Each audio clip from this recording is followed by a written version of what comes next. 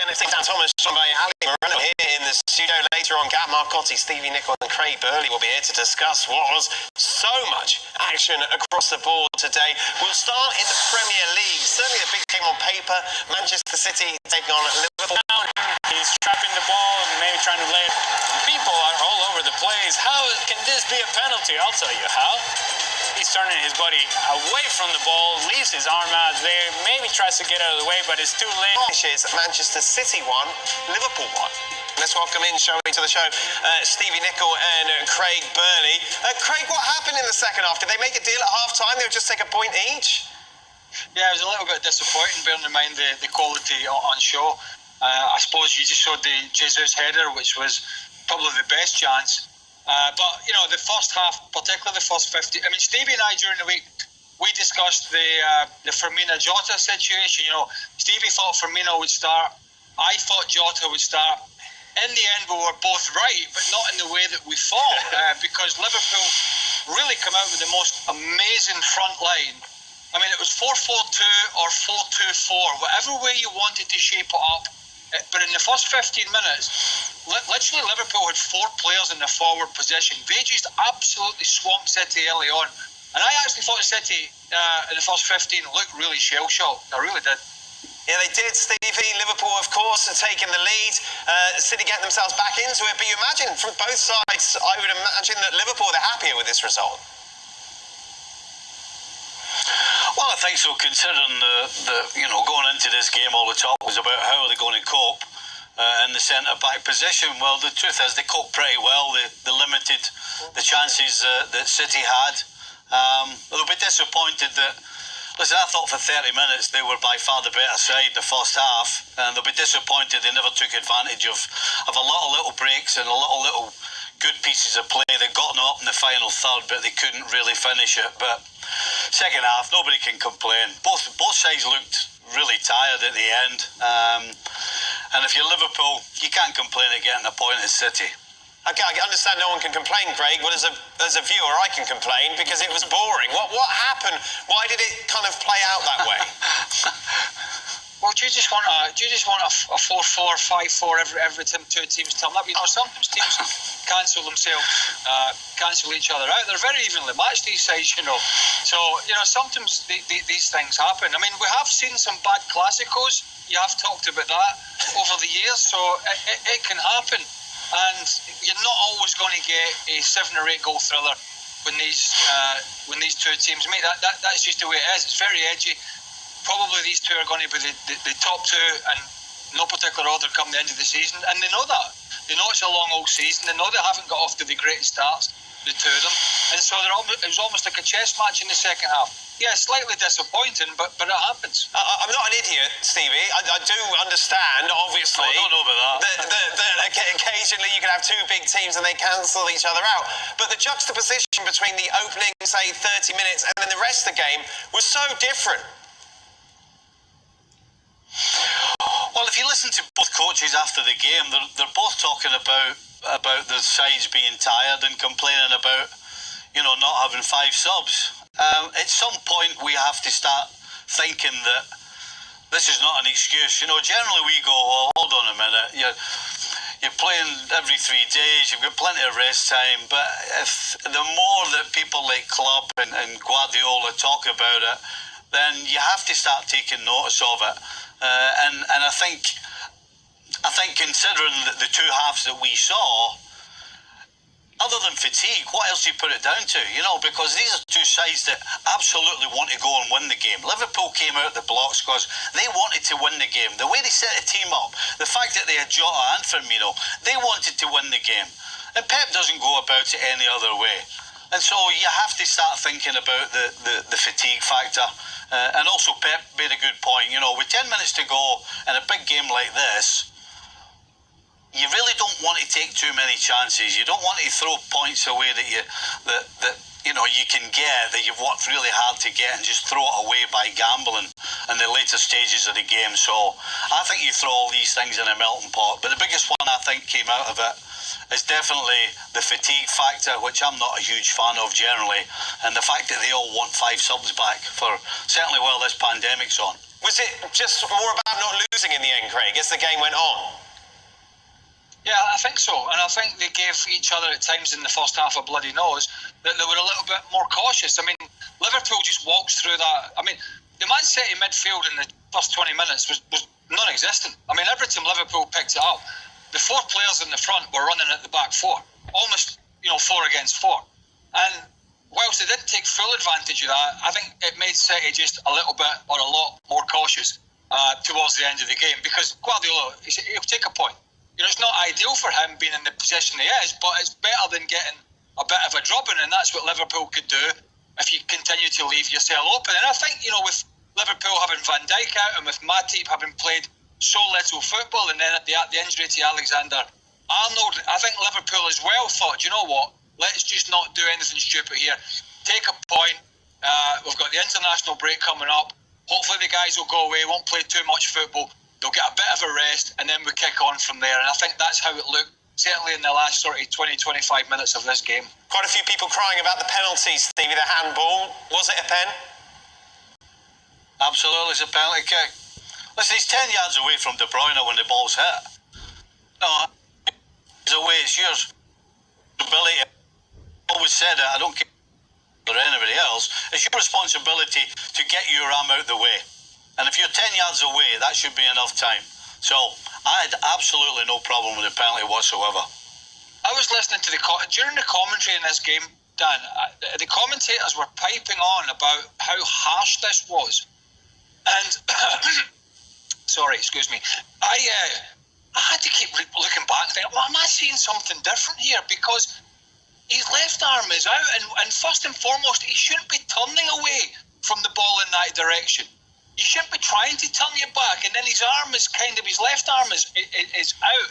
He tries to tuck it away, I'll give you that, but he doesn't get the job done. And I really don't get where this was such a big mistake, because clearly the VAR referee in Stockley Park thought there was something to look at, correctly sent the referee over. When he saw the definitive angle from behind Joe Gomez, he didn't even need another replay. And so I don't really know why people are making such a big deal of this. It was a penalty kick, and as Stevie mentioned, the ball travelled a fair amount of distance as well. So it finishes 1-1 in that game. In the late game, Arsenal beaten 3-0 by Aston Villa. Aston Villa with that victory moving up to 6th in the table. They have a game in hand, by the way. They win that, they would go top alongside Leicester. Craig, 3-0 flatters Arsenal, doesn't it, today?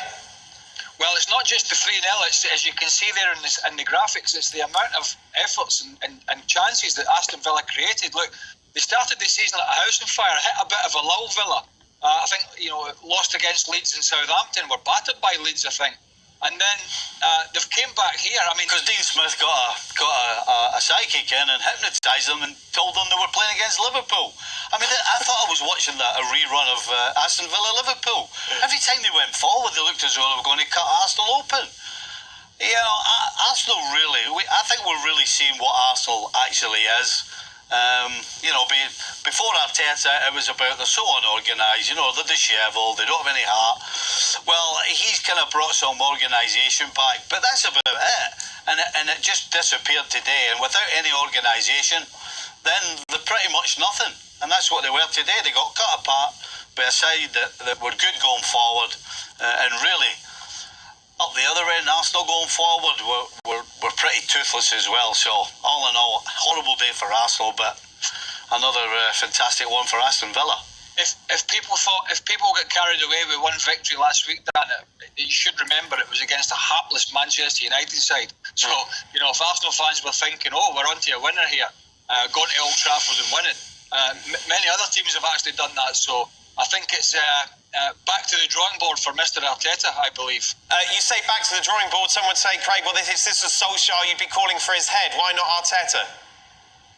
Well, Arsenal's expectations are different. Arsenal's spending power are different. Arsenal's squad is different, and he's not been in the job anywhere near as long as Ole Gunnar Solskjaer. And he did win an FA Cup final recently as well. So, he needs a little bit more time. I believe, I don't have what's Solskjaer been in the job, 18 months? I don't know off the top of my head. He's been in the job 6 months or whatever it is. So there's clearly a difference there. And maybe in a year down the line, if this is still happening, then yeah, we will be calling for are putting pressure on Arteta. But the expectations, Daniel, of Arsenal and where they were when Wenger left and when Emery left, and the expectations of Man United with their spending power, and the fact that Mourinho got them to second place in the league, which Arsenal, I believe, have not really been close to. Somebody might correct me in the last couple of years, is the reason. Theirs is a much bigger rebuild from where they are. Not the best performance at all from Jose Mourinho's side, but in the end, it's their talisman, Harry Kane, who proves to be the difference between the two sides. His head of the winner, Craig. They're not going to win the league, so please don't go down that road with me. But why not? Why not when you've got Harry Kane doing this? Because don't even go there. You're going to make yourself look even more stupid. They created lots of chances. They lost the game. It wasn't as dominant as it should have been. But from Spurs' perspective, the fans can be happy because of the position that they're in. But listen, if he can keep them hovering around the top four, that will be an excellent season for them, trust me. But they're not going to be in the shake-up when we get into the crux of the season come sort of March, April and May. Stevie, you've seen everyone drop points. Why shouldn't they be in the mix-up? Well, because I think more often than not, they're relying on individuals coming up with something. You know, today Harry Kane did it. Well, it's usually Harry Kane, but Son can do it. You know, they've got individuals with Bale now as well, where they can play as poorly or as average as they were today against West Brom and still get 3 points. What they're well away from is the sort of Manchester City, Liverpool dominance from start to finish, from building through and playing nice passes and the killer instinct and all of those things that both City and Liverpool recently have brought and won in the Premier League. They're miles off of that. So yeah, 100% they're fighting and spitting and punching for the top four spot. I don't think they're challenging for the Premier League title. What do you think, Ali? Spurs, champions, it's not happening. But if you're Spurs, you're Jose Mourinho, what you want to do is hang around and see what happens with Manchester City and see what happens with Liverpool without Virgil van Dijk. And the longer this goes on, that you are at the top or near the top, that's when you say, hey, well, maybe we can back ourselves into this. And if we defend well, and maybe a goal by Harry Kane here or a goal by Heung-min Son there, that may be just enough for them to be in the conversation. But that's it, the conversation. And it's going to get to the point to where that conversation is going to move on to other teams that we know are going to be there in the end, and Spurs are going to take a backseat. It is Leicester City. Standards are slipping. Go on, what are you saying? What's wrong with you? Standards are slipping. That desk's a mess. Hey, that's what you do when you've got a lot of work. I'm not just sat at home, come on 10 minutes from the basement, chat rubbish and that's it.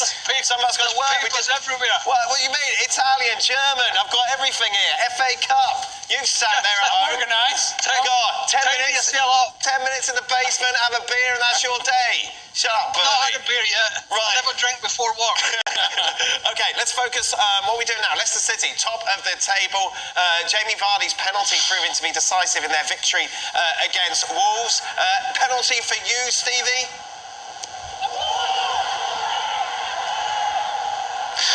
Yeah, it's a penalty kick. Yes, but again, don't he's you need to decent talk. enough distance away. Oh, sorry. What's wrong with All the right, penalty? I'll stick a clothes hanger behind my back then, so I can't move myself. Yes. It's a penalty. And then, Craig, we saw the discussion at half-time that was made available as well between the officials discussing whether or not it was indeed the right call. What did you think? You sure that's what they're discussing? I've been thinking like discussing who's going to go for the pizza. Look, they'll always discuss these things. I'm the same. I thought it was a penalty kick. Yeah. This was closer proximity than the Liverpool one.